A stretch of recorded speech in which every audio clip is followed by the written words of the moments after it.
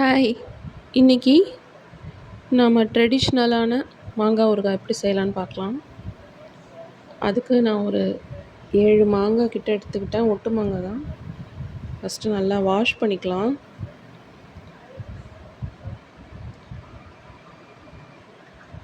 இது வீட்டு மாங்காய் தான், கடையில் வாங்கலை, வீட்டிலே இருந்தது, மரத்தில் இருந்தது. நல்லா தேய்ச்சி வாஷ் பண்ணிவிட்டு அதுக்கப்புறம் தோலோடையே கட் பண்ணிக்கணும்.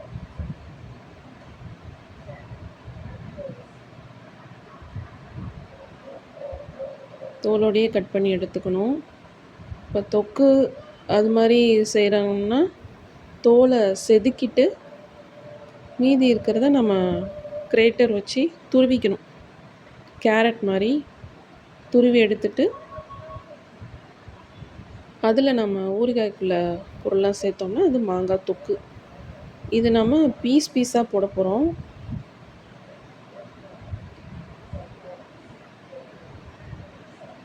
கொஞ்சம் பெருசாக கட் பண்ணிவிட்டு அப்புறம் நம்ம என்ன சைஸ் வேணுமோ, நல்லா பொடியாக வேணாலும் கட் பண்ணிக்கலாம், பெருசாக வேணாலும் கட் பண்ணிக்கலாம்.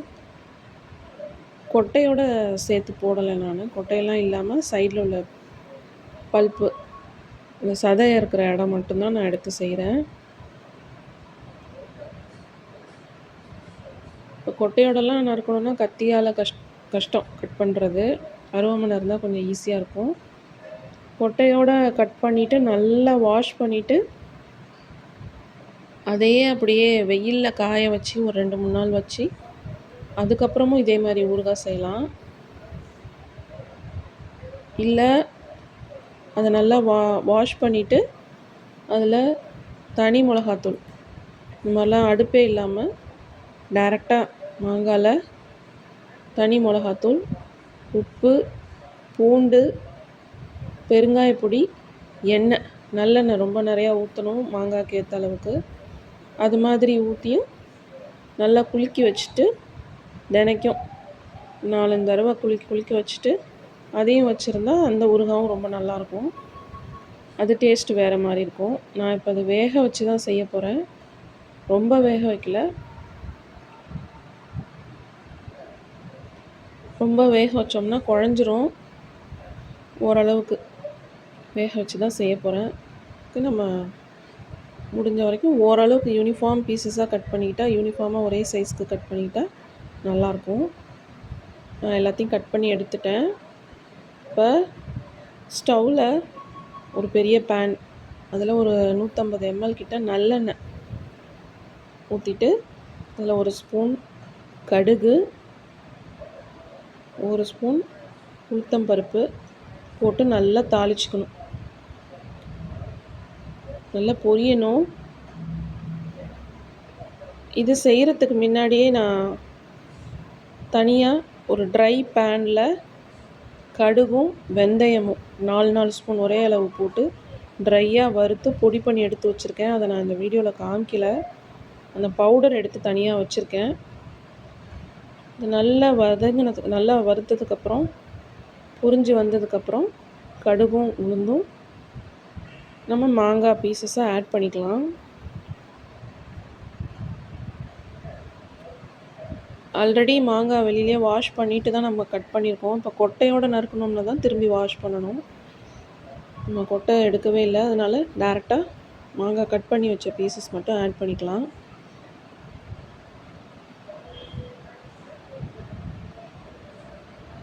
எல்லாத்தையும் ஆட் பண்ணிவிட்டு மீடியம் ஃப்ளேமில் வச்சிடணும். தீ குறைச்சி மீடியமாக வச்சுட்டு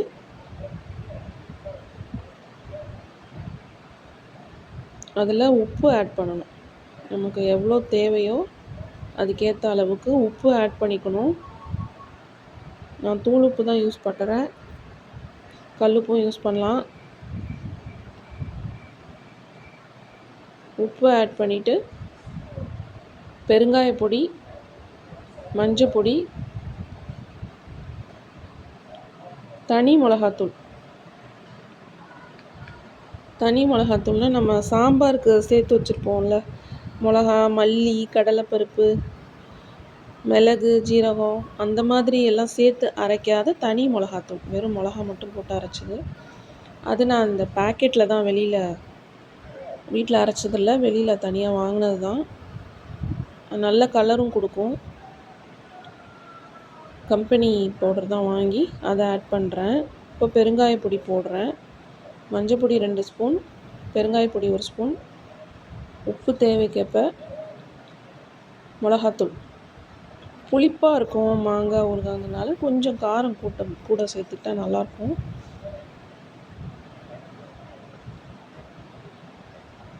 எல்லாம் ஆட் பண்ணி நல்லா கிண்டி விட்டுக்கணும்.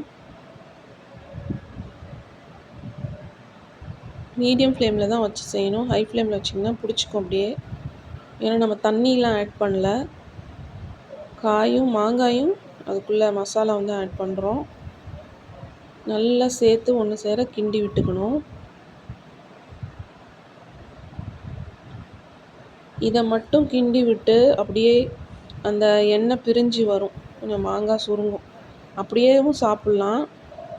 ஆனால் அது சீக்கிரம் கெட்டு போயிடும். இது வந்து ஒரு டேஸ்ட்டாக இருக்கும்.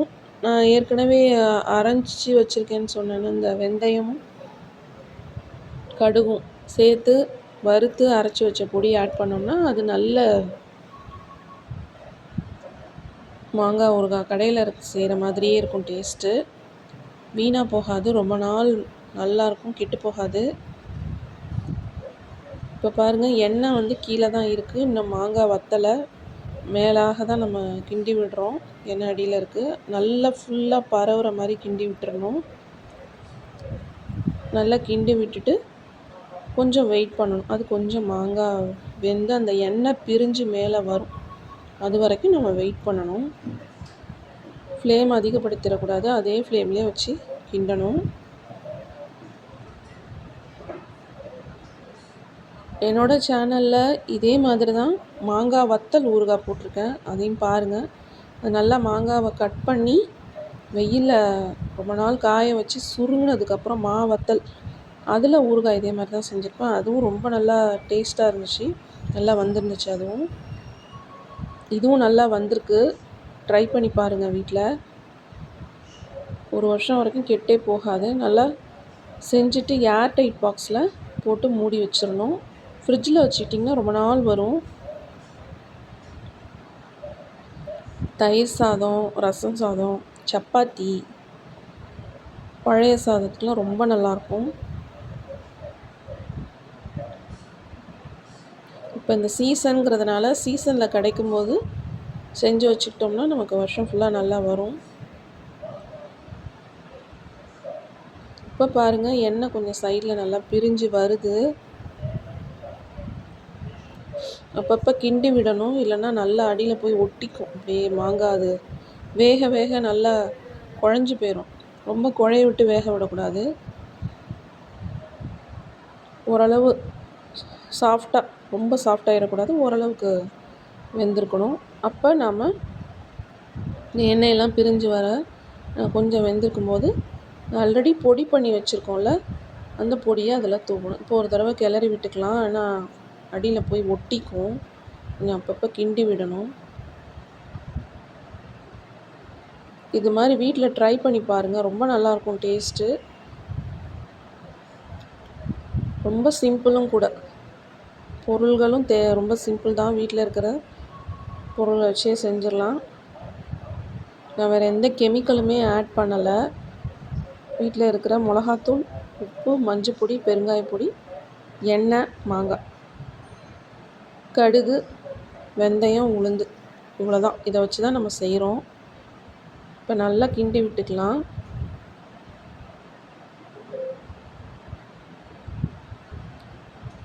இப்போ இந்த டைமில் தான் நம்ம இந்த அரைச்சி வச்ச கடுகும் வெந்தய பொடியும் ஆட் பண்ண போகிறோம். அது நல்லா பேனில் ட்ரையாக, எதுவுமே இல்லாமல் ட்ரையாக இருக்கிற பேனில் அதை வறுத்து மிக்சியில் பொடி பண்ணி வச்சுக்கணும். நல்லா மாவு அரைக்கக்கூடாது, 1-2 அரைச்சி வச்சுக்கணும். இந்த மாதிரி இருக்கணும் அந்த பொடி. மிளகு ஜீரக பொடி மாதிரி இருக்கணும் பார்க்க. ரொம்ப மைய இருக்கக்கூடாது, ரொம்ப பார்த்தா ரொம்ப திப்பி திப்பியாகவும் இருக்கக்கூடாது, ஓரளவு பவுடராக இருக்கணும். இது தேவையான அளவு, நிறைய போட்டால் கசக்க ஆரம்பிச்சிரும். இது ஒரு 4 ஸ்பூன் நான் ஆட் பண்ணுறேன். ஆட் பண்ணிவிட்டு அதை நல்லா கிளறி விட்டுக்கணும். கிளறி விட்டுட்டு அடுப்பில் ஒரு 5 நிமிஷம் வச்சுருந்தா போதும். அந்த ஹீட்லேயே நல்லா இறங்கிரும். அப்புறம் அடுப்பை ஆஃப் பண்ணிடணும். அந்த ஆஃப் பண்ணாலும் அதுக்குள்ளே இருக்கிற ஹீட்லேயே நல்லா இறங்கி ஊறிடும் மாங்காய். எடுத்து ஆற வச்சிடணும். ஆற வச்சிட்டோம்னா நல்லா ஆறுனதுக்கப்புறம் தான் இந்த டேஸ்ட்டே தெரியும். உடனே சாப்பிட்டிங்கன்னா டேஸ்ட் தெரியாது. நல்லா ஆற வச்சிடணும். அப்புறம் நல்லா டேஸ்ட் நல்லா தெரியும். கிண்டி விட்டுட்டு 5 மினிட்ஸ் கழித்து இறக்கிடலாம். இப்போ இது ஆறின மாங்காய் இப்படி தான் இருக்குது. எண்ணெய் பிரிஞ்சு வந்திருக்கு பாருங்கள். இதை எடுத்து ஒரு பாக்ஸில் போட்டு டைட்டாக வச்சுக்கலாம். ஏர் டைட் பாக்ஸில் வச்சுக்கிட்டா நல்லாயிருக்கும். இதுக்கப்புறம் அந்த பாத்திரத்தில் எல்லாம் எடுத்ததுக்கப்புறம் மீதி இருக்கிற அந்த கிரேவியில் ரைஸ் போட்டு, சூடான ரைஸ் போட்டு கொஞ்சம் உப்பு போட்டு சாப்பிட்டா ரொம்ப நல்லாயிருக்கும். இது எனக்கு ரொம்ப பிடிக்கும். எங்கள் அம்மா இப்படி தான் செஞ்சு தருவாங்க. இதே மாதிரி ட்ரை பண்ணி பாருங்கள், உங்களுக்கும் பிடிக்கும். சப்ஸ்கிரைப் பண்ணுங்கள், கமெண்ட் பண்ணுங்கள், ஷேர் பண்ணுங்கள், லைக் பண்ணுங்கள். எதுவும் கரெக்ஷன்ஸ் இருந்தால் சொல்லுங்கள். சப்போர்ட் பண்ணுங்கள். தேங்க்யூ.